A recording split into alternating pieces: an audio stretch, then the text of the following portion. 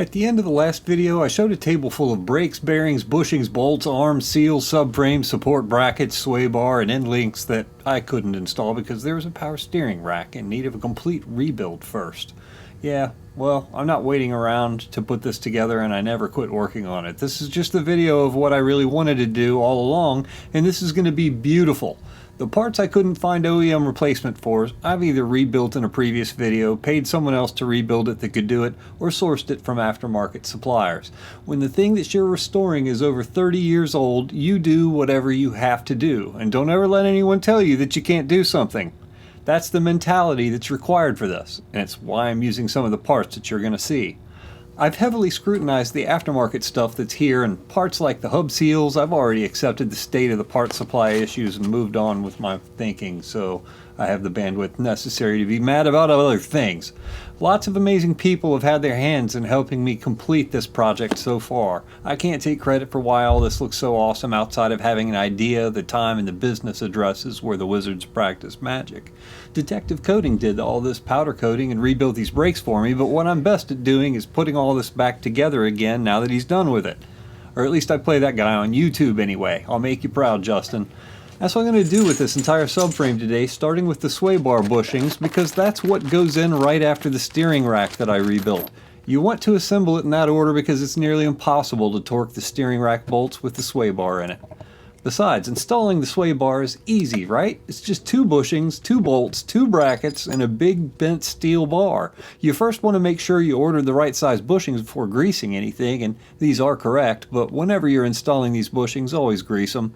I don't care if they're rubber or urethane, it's cheap anti-squeak insurance that makes assembly much easier. So I'm loading all 2 of these up with grease on the inside first. I took multiple subframes apart and had them coated, so first I have to make sure that I have the right subframe and sway bar, and that it's oriented correctly. Since I've got it right, I'll get all my prep parts I'm about to use over here. It didn't even take me 5 whole minutes of struggling with this to realize that I should flip the subframe over and do it the other way because I lack the arms and hands necessary to juggle all these pieces without gravity's help. Let gravity be your third arm on this, because if you're doing this with polyurethane bushings, thinking it's just like installing the rubber ones, you don't even realize that you started with the hardest job in this entire video. The brackets hook into the subframe. That's why they each only get 1 bolt, but these are not squishy rubber bushings. No, sir. In order to rotate the brackets 90 degrees so that you can get the bolt in, you have to be able to compress and press the brackets in. What is the trick? And these bushings do not compress. Not because of your hands they won't. I don't care who you are. All right, it's official. I'm not a fan of installing energy suspension front sway bar bushings. I fought these and I fought these and I fought these. I cut my fingers on sharp baked edges of powder coating in probably 5 different places. Struggled for almost 3 hours. I clamped down the brackets first so that I could get the bolts in without cross-threading them. That was important. But apparently when you coat a sway bar and its brackets, you add a little bit of material, and with the right size energy suspension bushings, you're going to fight this going in. And I advise anyone trying to do this, use however many clamps is necessary to externally act upon these brackets before putting the bolts in, or else you're going to strip the living daylights out of them, and you're going to need to get these things down. It is the back section of the bracket. It's the hook piece that goes through the frame where it hangs up. It's because the energy suspension bushings are a little bit thicker than the factory rubber ones that like to give a little bit more than these do. So squish them from the outside by any means necessary in order to get these things down. You can clean up all the extraneous silicone grease that you got everywhere while struggling with this using WD-40, and it just wipes right up like it was never even there. Anything else, yeah, you definitely don't want to use brake cleaner or anything like that on powder coating or paint, but finally got them. That was supposed to be easy. Let's get the rest of this done. I have to be really careful because of the cosmetic treatments that I'm putting myself through. Initially, I thought that the steering rack was interfering with the sway bar, so like an idiot, I removed it to prevent scratching the fresh paint that I just put on it. So now I'm demonstrating to you exactly why the steering rack was always supposed to go in first. And taking the rack out of this was a complete and total mistake. You want to leave it in there. I managed to get the bolts torqued back down again, but it was a nightmare. What a better way to remedy the bitterness of a frustrating job with something simple and rejuvenating. This isn't anything new here. These don't cut, they only clean and straighten. I'm running chases through all the bolt holes to clean out any thread imperfections or stray powder coat. But this is always a good practice whenever you take a thing apart and put it back together. Nothing's worse than munging threads on parts that I can't replace, and this is simple, easy prevention. My kit has all the stuff, whether it's an innie or an outie, and it was a cheap, tiny investment to get it. So, of course, I do the outies too. I also did this to all the bolts, even after I cleaned them up on the wire wheel to ensure that all my threads were straight. It typically pays forward a very large savings in effort and sometimes cash during assembly.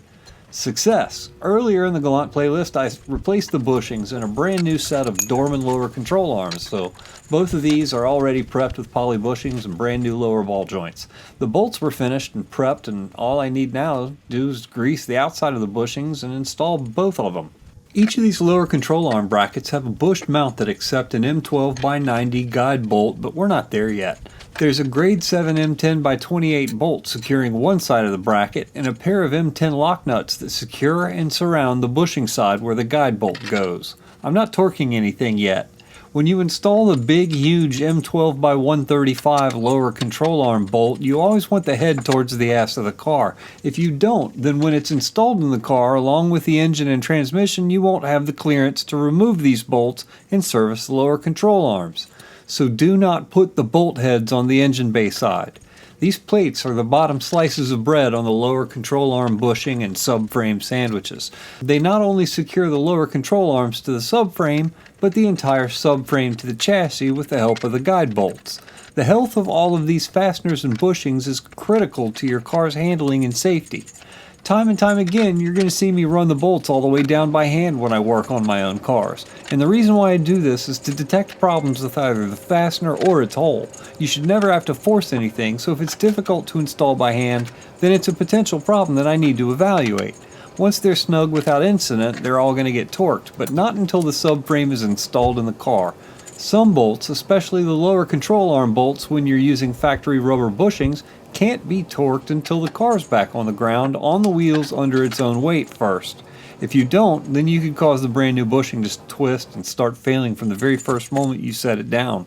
It's not so much of an issue with the poly bushings though. Next up, we got a brand new pair of factory Mitsubishi sway bar end links to install. These utilize a nut with a captive washer built in on one side, and they're somewhat special but specific part in that regard.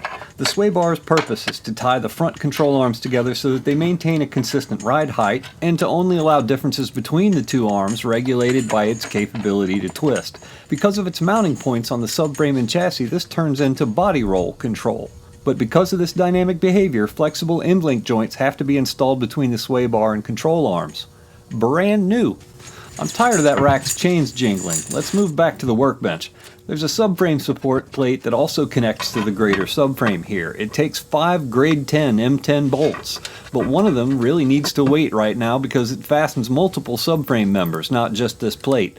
For now, I just put all the bolts in there because I'm disoriented because it's not in the car and I don't know which one I'm supposed to leave out here. On every single one of these bolts, I'm adding anti-seize to the threads because I don't want them unprotected from the elements. Nickel offers some rust protection, but it works best being plated on than it is as a paste. Grease them, seal them, paint them, do whatever you have to do to keep these bolts from rusting out or rusting together.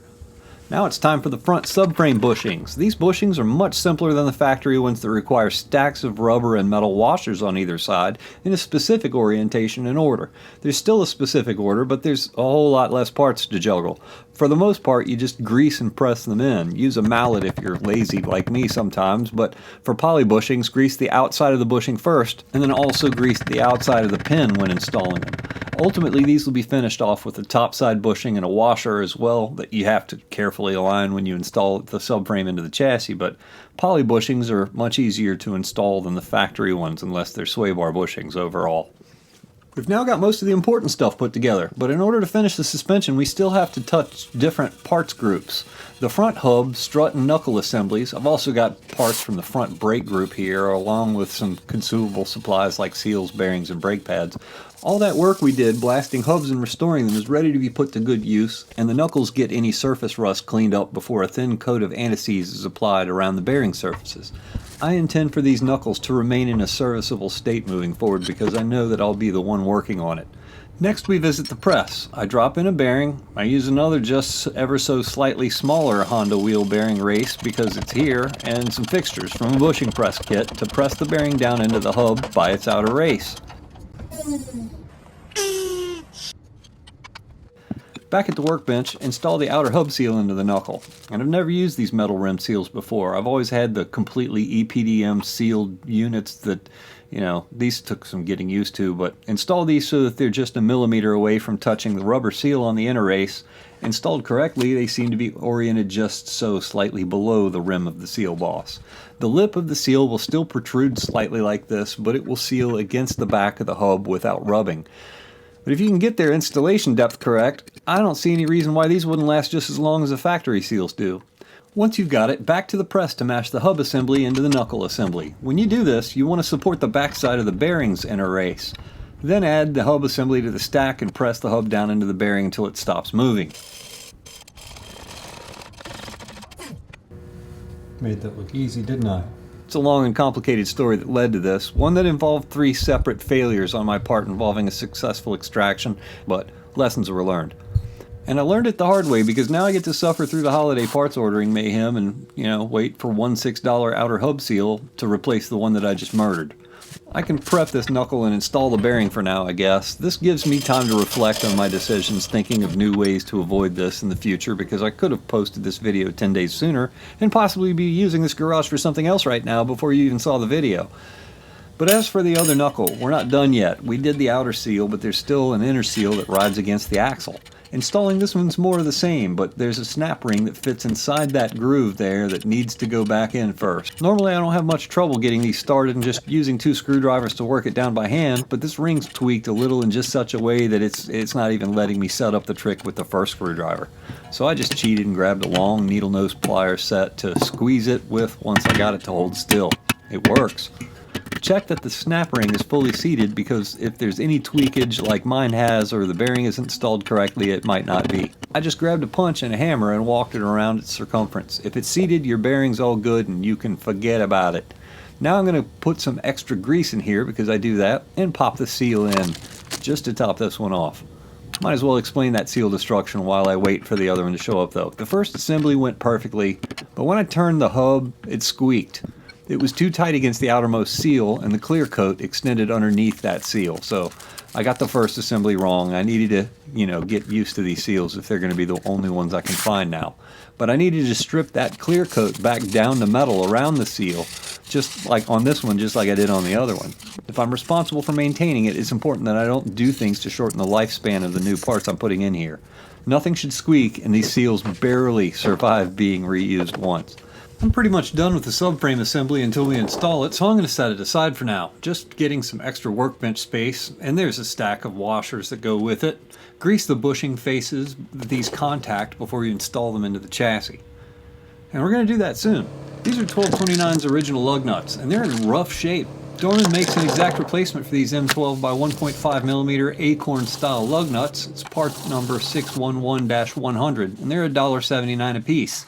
Since there's only 16 of them on a Gallant, that's only about $30, but I'm the idiot that wasted a seal who is now nothing better to do while waiting for it to show up. So I just put that $30 right back in my pocket with some 400 grit sandpaper, a polishing wheel, some black rouge, and some of my time. Let it be known that chrome rusts, but later, when my time's more valuable, if there's a problem, then I'll replace the original lug nuts. I just wanted these to look a little bit nicer for all of you before I secured the brake rotors to it is all. I did a great job cleaning up and restoring these old hubs and ABS rings and put new studs in where necessary, but apparently I missed one of them. And this is another time and effort example of why the thread repair kit is a necessity for every single import DIY mechanic guy. If only your SOs all watched these videos too, you would all get the tools you wanted for your birthday. And who was it that demanded I not reuse these practically brand new rotors anyway? Yeah, they rusted, but they also cleaned up really nice with a blasting cabinet and some 320 grit sandpaper to reveal there's no uneven wear. And when measured, they're only worn 0.3 of a millimeter so far. They're practically brand new. There's 2 millimeters before they hit the service limit. I won't be able to find anything like this in this particular lug pattern today either, so I'm glad they made it. But with the rotor on it, I'm going to put the brake caliper back on it. Each caliper gets two M12 by 28.5 millimeter grade 10 bolts. I won't be connecting the brake hydraulics anytime soon. I need to get the chassis to roll first, and if it can, then I need it to help support my wheel bearings. If you have no brakes and axles in the car, with these style bearings, the wheel can roll itself right off. I don't want that happening in someone else's hands. You saw that, 65-ish foot-pounds there. There's also the added benefit of this clearing off lots more shelf space for me too. That ought to do it. I'm reclaiming several $100s worth of shelf space at today's prices, and I need that right now. But if they're going to support the bearings, of course, I need to load these freshly rebuilt calipers up with some brake pads.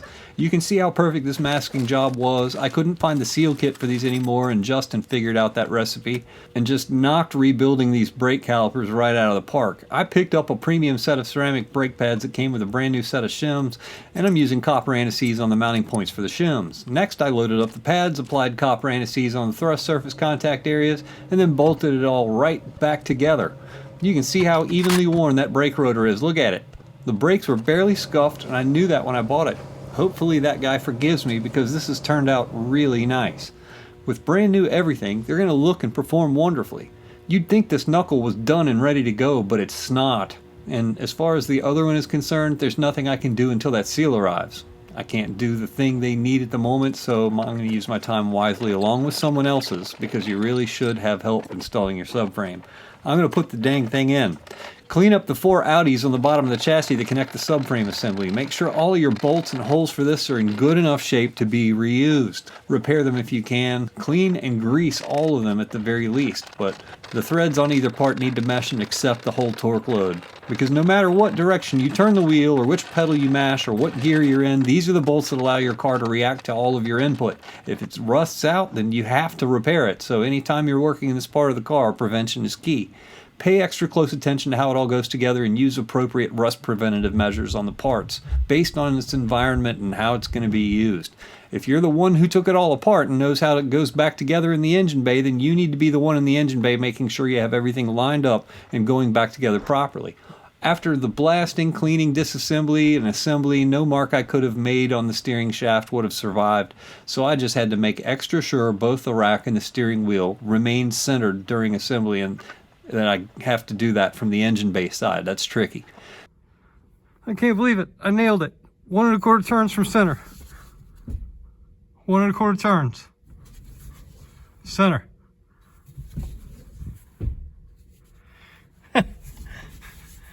No marks.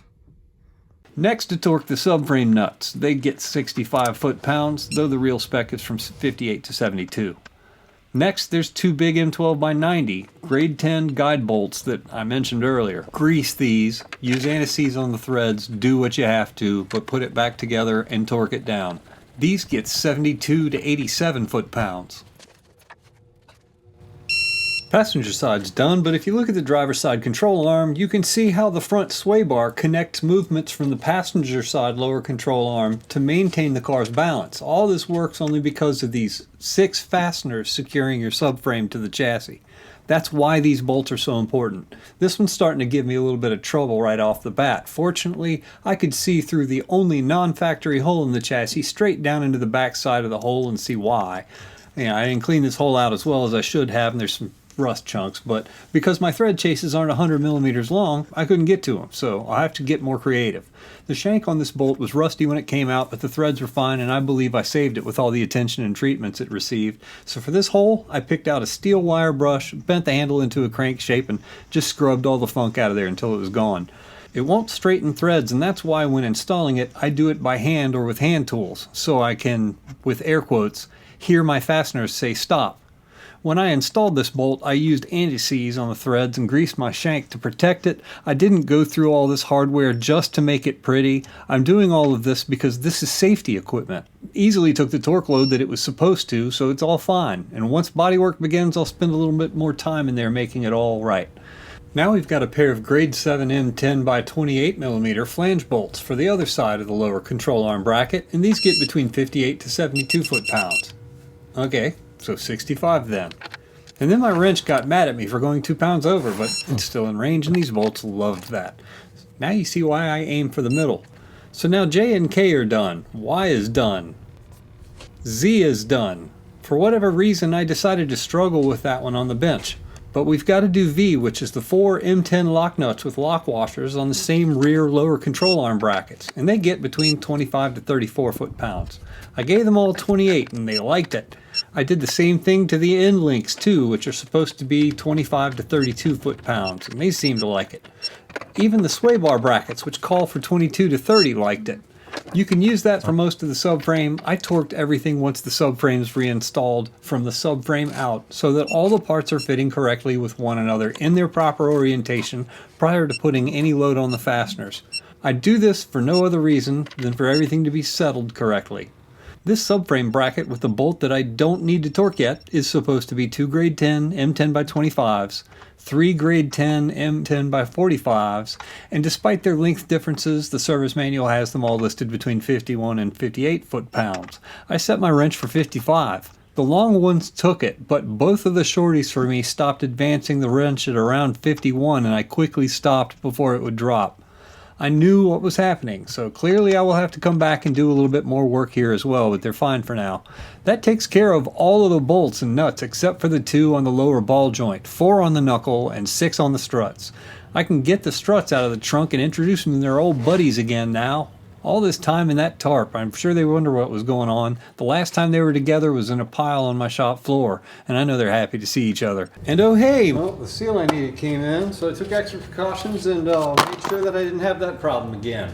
I will order differently. Seals to spare, and that's great because it's obvious that I'm the guy that's always going to need them. So let's go ahead and pop that seal in, smash that hub in, put that other snap ring on, grease it, put that other seal in, put the rotor on it, put the brake caliper back on it, get the copper application correct this time, doing both sides so you don't have to go back and fix it and your memory cards are all full. Anyway, apply copper anti-seize to the shims, the pads, copper to the pads, assemble, bolt, and now you'd think that I'm ready to install these knuckles. Nope, I can't give the subframe its knuckles without a short trek to see our buddy Abe first, to clean out the tie rod and lower ball joint holes. These are tapered holes that go straight about 1/2 to 2/3 of the way through the tapered section, and their shape and engagement with the parts that go through them are very important. These holes are hard to mask and they were powder coated on the inside. I fault nobody for it, and it would probably be fine for a long time, but for the metal on metal fit and the optimal steering responsiveness, the only person I know uniquely capable of solving this issue is Abe. If you need this tool, buy it, but only your friends who work 50 to 80 hours a week to keep a factory running, or their machinists or mechanics capable of performing field repairs are ever going to have this tool. Talk about unsprung weight. Yeah. These knuckles are really heavy assembled. All right. I understand you have a ream that is the specific one that fits both the lower ball joint and the tie rod ends. Yes, it's a 7-degree taper ream, and I learned this after having purchased one of these with a ball joint that was not tightened in there, and it somewhat damaged the spindle. Kind of mushroomed it? A little bit. It wasn't quite concentric on there, so when you tightened it down, it would allow the ball joint to have some And you free get flow. slop in the wheel. Oh, absolutely. Well, we want to avoid that. I've got powder coating on the inside of these things, and I want to try to see if I can get it to do a metal on metal contact thing, so that never happens. I mean, this is pretty simple. It actually comes with a cross pin where you can do this by hand. This is all it is? Yep. Just put that in it and give her a whirl.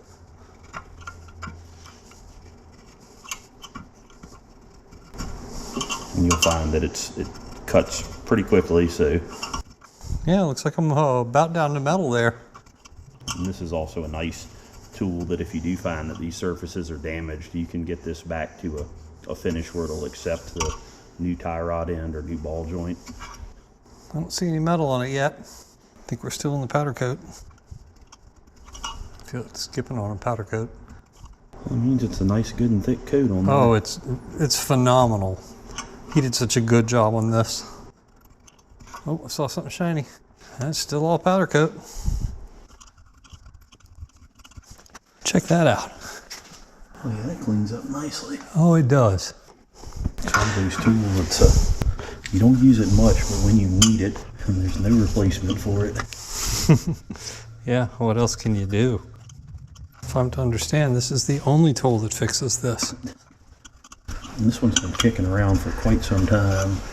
Still getting the job done. No, it's definitely a thicker coating than I was expecting, but that's actually a good thing.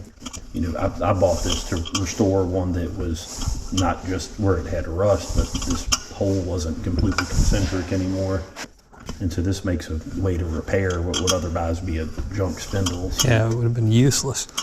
And that's not something you can replace on these cars anymore. I'm about as far through that one as I can get. Oh yeah, that took a lot of it out. Well, the nice thing too is about doing this by hand, you can very, very carefully control the amount of material you're taking off. So, you know, if you find that you need to do a heavier cut where you're actually trying to repair a hole that's out of round, you can put this on a drill as well. Yeah, I use machinery at that point. This is generally just a cleanup. So, well, in this case, it's exactly. I had a great part to start with, and it's an even greater part now that all this has been done to it, I gotta say. And suddenly it's turning great. Just get the little high spots out of it. Yeah. Especially if somebody has separated the ball joint by hitting the spindle like I do. Yeah, well, so do I. But I bought the ball joint tool, so now I hit it less. Superb. That restored the roundness of that hole very nicely.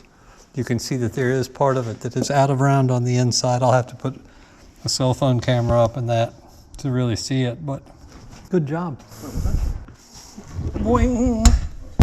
Ready to have some more fun? yeah, absolutely. Protect this for another 30 plus years of driving. That'd be great. That's what I'm going for. I want to be driving this when I'm 80. Be the coolest 80-year-olds in the entire retirement community. Yes. In the retirement community, driving a car with bumper exit exhaust and a parachute hanging off the back. And two-step. Yes. Heck yeah. Test it every morning. It's reveille. Exactly. If I could still hear at that point, then yes. I'm going to have to hear that. All I can think of is the whistles go woo. It's like, it's not an alarm clock. You should be up. Oh, man, it's only in the morning. You should be up making breakfast or something. When I'm done with this thing, this car will have never handled this good before. That's going to be a world of difference. Address all the shortcomings and everything is. Get them all over with right here and now. Oh, yeah. Check that. It's 3/4 of the hole. Yeah, it's cleaned up nice. Would you keep going? Probably not, because at a certain point, when you get at a certain point to taper, it kind of comes into the threads on it too. Yeah. Nice. All right.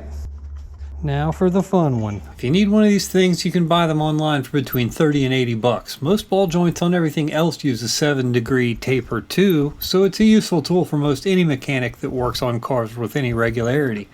With as many cars as I have and as old as they are, I may get one. That's perfect. Thank you, man. This is a gift beyond measurement. Thank you for suggesting this. Big times. Glad that worked out.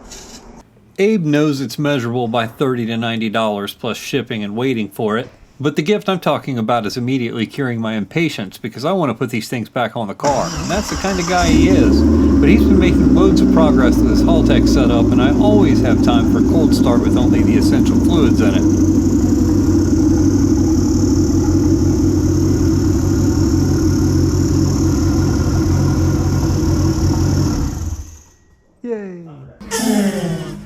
Minty fella, as you can see, the holes turned out perfect. Like I said earlier, the entire hole isn't tapered, and that's not your goal with this. It ends a little bit past halfway through it. The wider you cut this, the deeper the joint's going to seat, and if you really overdo it, you might not be able to get the nut tight without a washer underneath it. It'll also slightly change the wheel center comparatively to the others by lowering the ride height of that knuckle, and it's kind of like why I did this by hand. I don't want to take that much off. Let's hang these suckers on here and see how they fit. here's RST for my drawings. It's M12 by 50mm grade 10 guide bolts, M12 lock washers, and nuts. I'll torque these in a minute. I'm just snugging them to get all 3 points connected first. Attach the new tie rod end to its brand new hole. 17 to 25 is hand tight with a combination wrench, plus however much more you need to turn it to line up the castle nut with the cotter pin hole. And you can see right there, RST gets 65 to 76 foot-pounds. You've probably watched me do this a half dozen times on my Hyundai already, and it's exactly the same on most every Mitsubishi from this area. Just slightly different angles and seal diameters to deal with. The lower ball joint nut gets 43 to 52. But it's lucky if I put 35 on it. I know I have to take this loose again later, and I don't want to have to beat the daylights out of it when I do. You know, I bet the Elantra lower control arms would be a good upgrade for this car. I know there's even better stuff out there that's designed from the J1 Elantra arms, and that could happen to this car someday, but for now I just want to reassemble and fit everything back on this car the way I want it, and prove that it all works before it all comes apart again and goes to paint.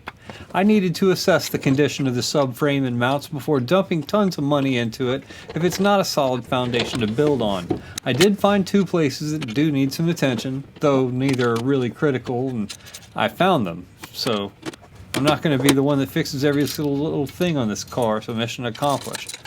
Like with the powder coating, I'm humble enough of a dude to admit where someone else will do a better job, even if I could have done that work myself. I'll fix what I can, and I think I just fixed an awful lot. I think it's really obvious. Don't forget your cotter pins.